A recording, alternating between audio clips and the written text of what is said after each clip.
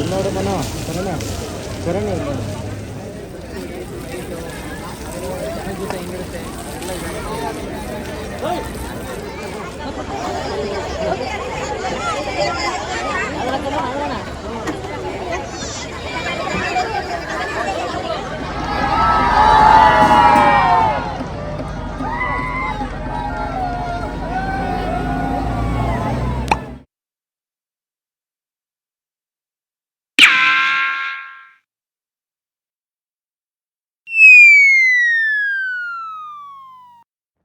Hi everyone, welcome back to our channel.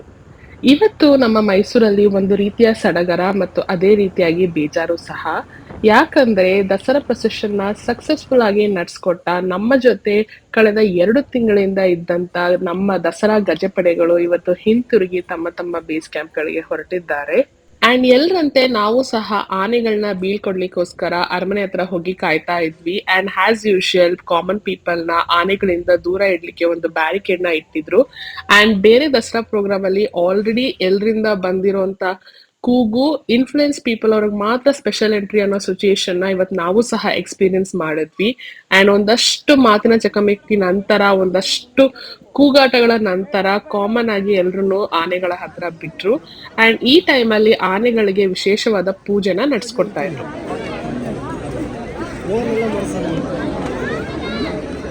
So ಇನ್ನ ಆನೆಗಳನ್ನ ಕಾಡಿಗೆ ಕಳ್ಸ್ಕೊಡೋದಕ್ಕೂ ಮುಂಚೆ ನಡೆಯುವಂತ ಈ ಸಾಂಪ್ರದಾಯಿಕ ಪೂಜೆ ಜೊತೆಗೆ ಆನೆಗಳಿಗೆ ಒಂದು ತೂಕದ ಪರೀಕ್ಷೆನೂ ಸಹ ಮಾಡ್ತಾರೆ. ಸೊ ನಮ್ಮ ದಸರಾ ಪ್ರೊಸೆಷನ್ ಅಲ್ಲಿ ಒಟ್ಟು 14 ಆನೆಗಳು ಪಾಲ್ಗೊಂಡಿದ್ವು. ಅಂಡ್ ಈ 14 ಆನೆಗಳು 2 ತಂಡವಾಗಿ ನಮ್ಮ ಮೈಸೂರಿಗೆ ಆಗಮಿಸಿದ್ರು. ಆಗಸ್ಟ್ 4ರಂದು ಮೊದಲ ತಂಡದಲ್ಲಿ 9 ಆನೆಗಳು ಬಂದಿದ್ರು. ಅಂಡ್ ಆಗಸ್ಟ್ 25ರಂದು 2ನೇ ತಂಡದಲ್ಲಿ 5 ಆನೆಗಳು ಆಗಮಿಸಿದ್ರು. ಅಂಡ್ ಈ 2 ತಂಡದಲ್ಲಿ ಆಗಮಿಸಿದ ಆನೆಗಳಿಗೆ ಕ್ರಮವಾಗಿ ಅವರಿಗೆ ಬೇಕಾದಂತ ಪೌಷ್ಟಿಕ ಆಹಾರವನ್ನು ಕೊಡುತ್ತಾ ಅವ್ರಿಗೆ ಪ್ರೊಸೆಷನ್ಗೆ ಅಂತಾನೆ ಸಿದ್ಧಪಡಿಸ್ತಾ ಇದ್ರು. ಅಂಡ್ ಇವತ್ತು ಆನೆಗಳನ್ನ ಮತ್ತೆ ಹಿಂತಿರುಗಿ ತಮ್ಮ ಬೇಸ್ ಕ್ಯಾಂಪ್ಗಳಿಗೆ ಕಳಿಸುವಂತ ಮುಂಚೆ ಅವರಿಗೆ ಮತ್ತೊಮ್ಮೆ ತೂಕದ ಪರೀಕ್ಷೆಯನ್ನು ಮಾಡಿ ಅವರು ಬಂದಿದ್ದಕ್ಕೂ ಈಗ ಹೊರಡೋದಕ್ಕೂ ಎಷ್ಟು ವ್ಯತ್ಯಾಸ ಇದೆ, ಅಂದ್ರೆ ತೂಕದಲ್ಲಿ ಎಷ್ಟು ಹೆಚ್ಚಳವಾಗಿದೆ ಅನ್ನೋದು ಸಹ ಪರೀಕ್ಷೆ ಮಾಡ್ತಾರೆ. ಅಂಡ್ ಈ ಒಂದು ತೂಕದ ಪರೀಕ್ಷೆಯಲ್ಲಿ 440 ಕೆಜಿಗಳನ್ನ ಹೆಚ್ಚಿಸಿಕೊಂಡು ನಮ್ಮ ಭೀಮ ಮೊದಲನೇ ಸ್ಥಾನದಲ್ಲಿದ್ದಾನೆ. ಅಂಡ್ ನಮ್ಮ ಭೀಮನ ಒಟ್ಟು ತೂಕ ಬಂದು 5,905 ಕೆಜಿ. ಅಂಡ್ ನಂತರ 2ನೇ ಸ್ಥಾನದಲ್ಲಿ ಸುಗ್ರೀವ ಮತ್ತು 3ನೇ ಸ್ಥಾನದಲ್ಲಿ ಶ್ರೀಕಂಠ.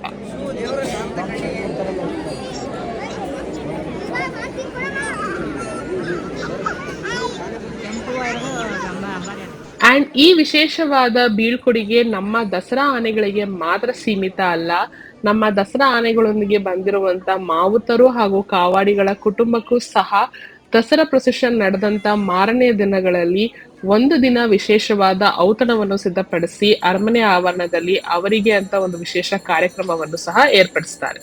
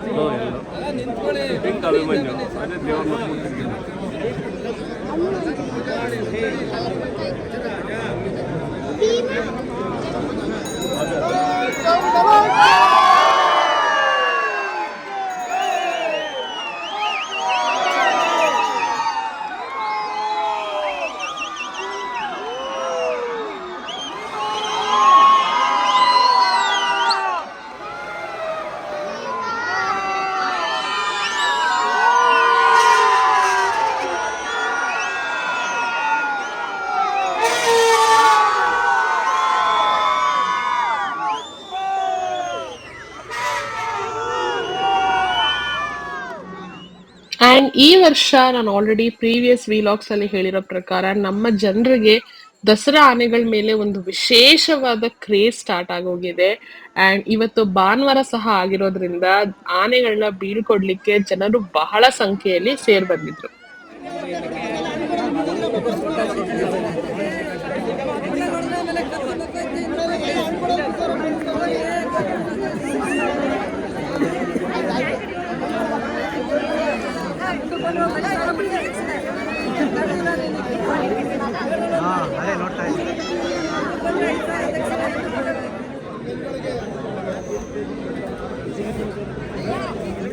ಅಂಡ್ ಒಂದು ಕಡೆ ನಮ್ಮ ದಸರಾ ಆನೆಗಳಿಗೆ ಇಷ್ಟೆಲ್ಲ ಒಂದು ವಿಶೇಷವಾದ ಟ್ರೀಟ್ಮೆಂಟು, ಒಂದು ಅಟೆನ್ಷನು ಎಲ್ಲ ಸಹ ಸಿಗ್ತಾ ಇರುವಾಗ, ಇನ್ನೊಂದು ಕಡೆ ಅರಮನೆಯಲ್ಲೇ ಇರುವಂತ 2 ಆನೆಗಳು ಅಂದ್ರೆ 365 ಡೇಸ್ ಡೇ ಅಂಡ್ ನೈಟ್ ಅರಮನೆಯಲ್ಲೇ ಇರುವಂತ 2 ಆನೆಗಳು ಸಪರೇಟ್ ಆಗಿ ನಿಂತಿದ್ವು. ಸೊ ಅವಕ್ಕೂ ಸಹ ಎಲ್ಲೋ ಜೊತೆಗೆ ನಿಲ್ಸಿ ಅದೇ ತರ ಟ್ರೀಟ್ ಮಾಡ್ಬೋದಿತ್ತಲ್ವಾ ಅಂತ ಸಹ ನಮ್ಗೆ ಅನ್ನಿಸ್ತು. ಬಿಕಾಸ್ ಆನೆಗಳಲ್ಲೂ ಈ ಭೇದ ಭಾವ ಮಾಡಿದ್ದು ಒಂದ್ ಸ್ವಲ್ಪ ಬೇಜಾರಾಯ್ತು. ಸೊ ಅವುಗಳಿಗೂ ಅದೇ ರೀತಿಯಾಗಿ ಟ್ರೀಟ್ ಮಾಡ್ಬೇಕಿತ್ತೇನೋ ಅಂತ ಸಹ ನಮ್ಗೆ ಅನ್ನಿಸ್ತು.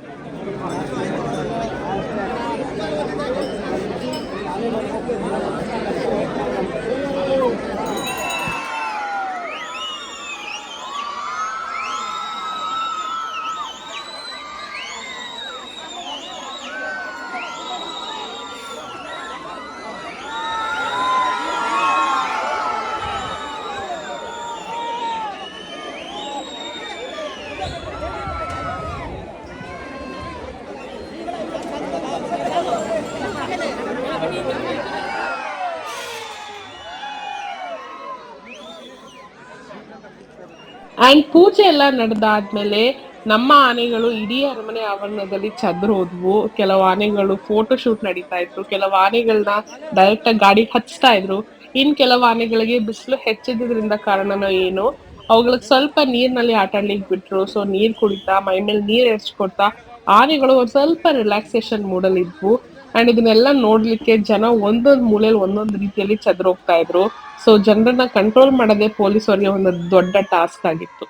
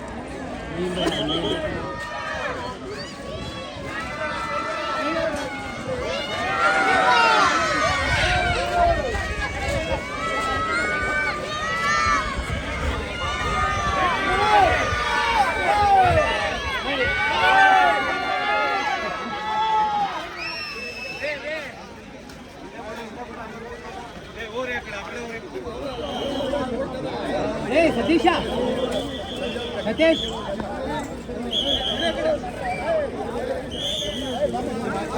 ವಸಂತ ಗಲಾಟೆ ಮಾಡ್ಕೊಂಡು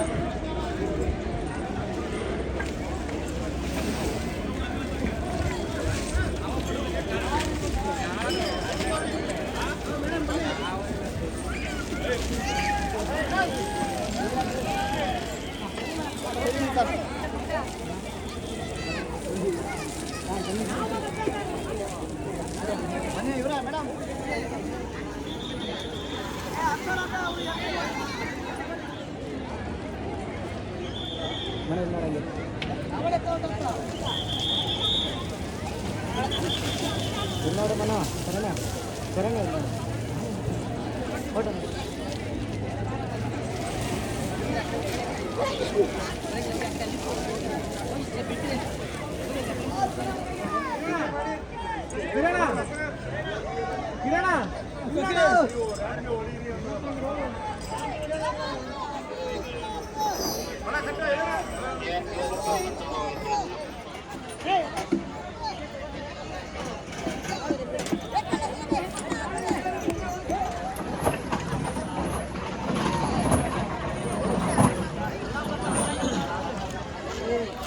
ಇನ್ನ ನಮ್ಮ ದಸರಾ ಆನೆಗಳಲ್ಲಿ ಕೆಲವು ಆನೆಗಳು ತಮಗ್ ತಾವೇ ಆರಾಮಾಗಿ ಹೋಗಿ ಗಾಡಿಗಳನ್ನ ಹತ್ತುತ್ತಾ ಇದ್ರೆ, ಇನ್ನು ಕೆಲವು ಆನೆಗಳು ಏನೇ ಆದ್ರೂ ಸುತ್ತಾರಾಮ್ ನಾನಂತೂ ಹತ್ತಲ್ಲ ಅಂತ ಸಹ ಹಠ ಮಾಡ್ತಾ ಇದ್ರು.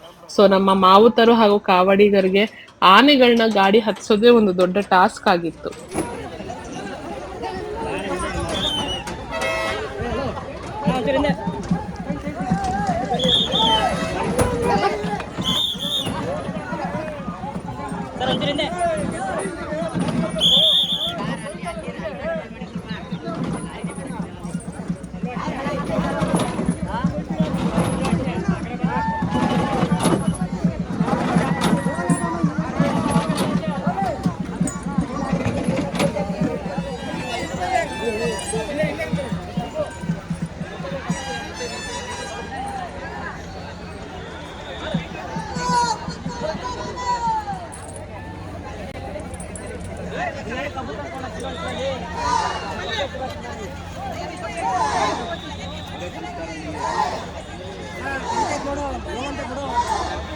ಹೋಗ್ಬೇಕಂತ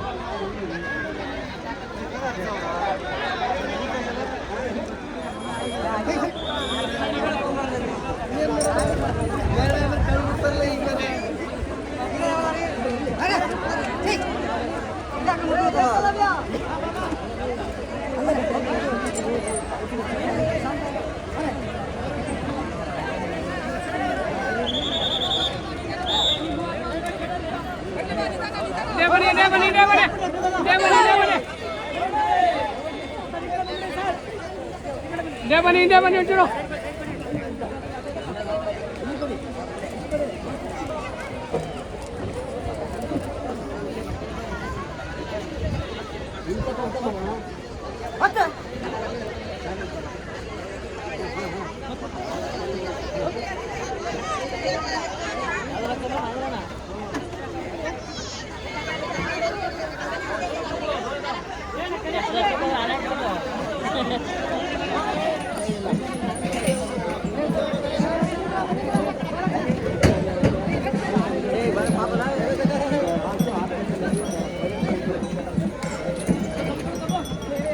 Hãy subscribe cho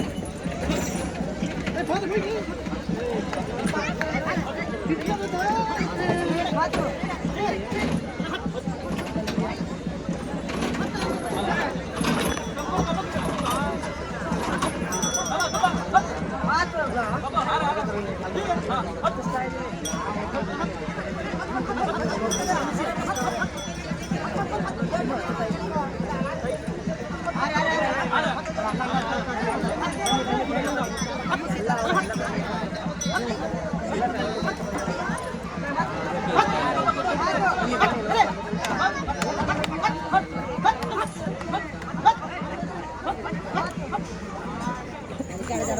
lỡ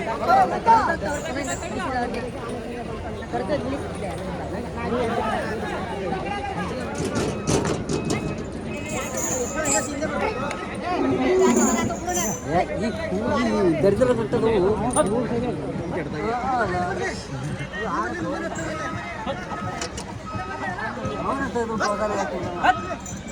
ಇಂಥ ಮನೆಲ್ಲ ಕರ್ಕೊಂಡು ಇಂಥ ಮಾಡಕ್ಕೆ ಅವನು ಹೊಡಿಯೋದ ಇವ್ರನ್ನ ಹೊಡಿಯೋದಂದ್ರೆ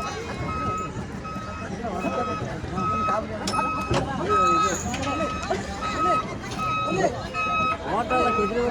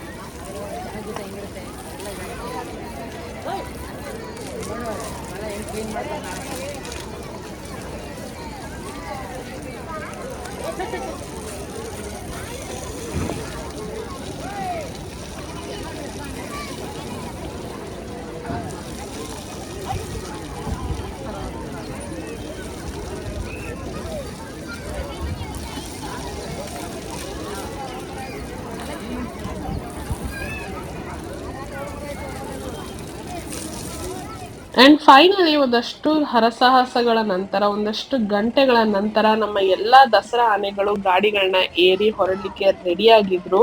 ಅಂಡ್ ಫೈನಲಿ ಅಟ್ ಲಾಸ್ಟ್ ಗಾಡಿನ ಹೇರ್ಲಿಕ್ಕೆ ರೆಡಿಯಾಗಿ ಬಂದಿದ್ದು ನಮ್ಮ ಕ್ಯಾಪ್ಟನ್ ಅಭಿಮನ್ಯು. ಅಂಡ್ ಕ್ಯಾಪ್ಟನ್ ಅಭಿಮನ್ಯುವನ್ನ ಬೀಳ್ಕೊಡ್ಲಿಕ್ಕೆ, ಅವನ್ನ ಕರ್ಸ್ಕೊಳ್ಲಿಕ್ಕೆ ಅವನ ಕಾವಾಡಿಗರು ಮತ್ತು ಅವನ ಮಾವುತರು ಒಂದು ವಿಶೇಷ ರೀತಿಯಲ್ಲಿ ಒಂದು ಸಾಂಗ್ ನ ಕಂಪೋಸ್ ಮಾಡಿ ಅವನ ಗಾಡಿನ ವಿಶೇಷ ರೀತಿಯಲ್ಲಿ ಹೈಲೈಟ್ ಮಾಡಿದ್ರು.